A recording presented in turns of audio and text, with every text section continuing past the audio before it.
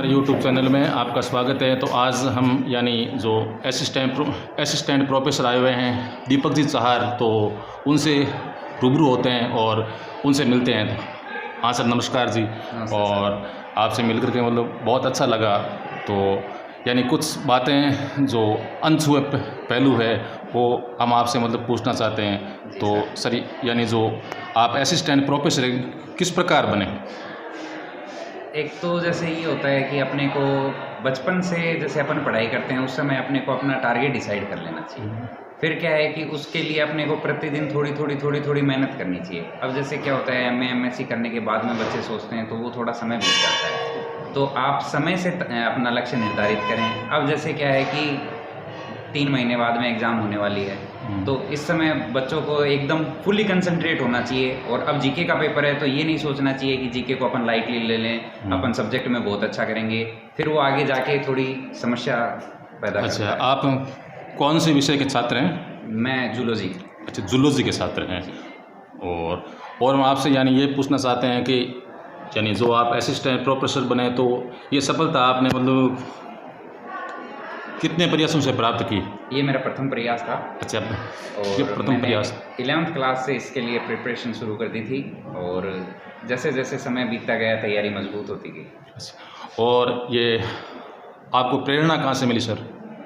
मैं बचपन में हमारे पीछे एक कॉलेज व्याख्याता थे, उनको देखकर ऐसे प्रेरित हुआ कि समाज में अच्छी इज्जत होती है और बड़े जैसे लेवल पर आप प्रयास करके समाज को थोड़ा उन्नति करवा सकते हैं और अपने शिक्षा का प्रचार प्रसार अच्छे तरीके से कर सकते हैं। तो मैंने ये सोचा। अच्छा, और भी यानी जो असिस्टेंट प्रोफेसर है इसकी तैयारी करने वाले यानी प्रतिभावान छात्र है तो उनको आप क्या कहना चाहेंगे?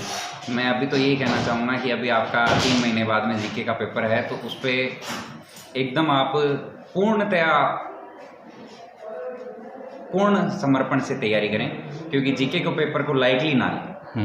आपके 3 पेपर जो हैं वो तीनों पेपर लगभग इक्वली ही वैल्यू रखेंगे। आगे जाने के बाद में अगर आप ये चाहते हैं कि आपका इंटरव्यू पे डिपेंडेंसी कम रहे तो मैं ये पर्सनली अपने एक्सपीरियंस से कह रहा हूँ कि आपको जीके के पेपर को बहुत अच्छे से तैयार करना चाहिए। अच्छा, और जो दूसरा मतलब यानी सब्जेक्ट के जो 2 पेपर हैं वो आपके स्पेशलाइजेशन रहे हैं तो उनको भी बहुत अच्छे से। एक मैं पर्सनल जो एक्सपीरियंस है वो ये है कि आप पहले जो कम्पिटिटिव एग्ज़ाम दे के आते हैं उसमें आप ये करते हैं कि कम क्वेश्चन अटैम्प्ट करते हैं। इसमें आप जितने ज़्यादा आपसे हो सकें उतने क्वेश्चन अटैम्प्ट करें, इससे आपको कहीं ना कहीं लास्ट में जाके फ़ायदा ही मिलेगा। इसमें पेपर कितने होते हैं? इसमें सर 3 पेपर होते हैं। जीके का 50 नंबर का होता है, 2 सब्जेक्ट के 75 नंबर के पेपर होते हैं।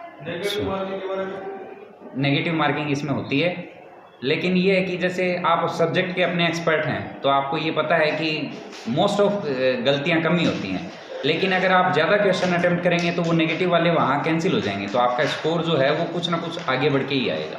अच्छा, और हम इसके बाद में आपसे ये पूछना चाहते हैं कि यानी जो आपने जो स्टडी या पढ़ाई है तो यानी विराम दे दिया है या आगे अभी तक जारी है?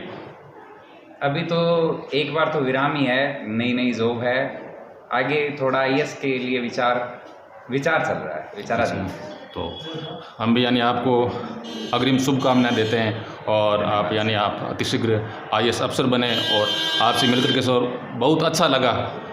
और कुछ 2 बातें यानी जो पढ़ने वाले स्टूडेंट या छात्र है उनके लिए शॉर्ट में अगर लास्ट और अंतिम यानी विदाई स्वरूप में यही है कि 1 मिनट भी समय खराब ना करें। आप ये ना सोचें कि आज थोड़ी तैयारी कम कर रही हैं तो अपन कल उसको कवर करेंगे। आज जो है आपके पास ये मानो ये आखिरी, ऐसा करके तैयारी। ओके सर, बहुत बहुत धन्यवाद। Thank you sir.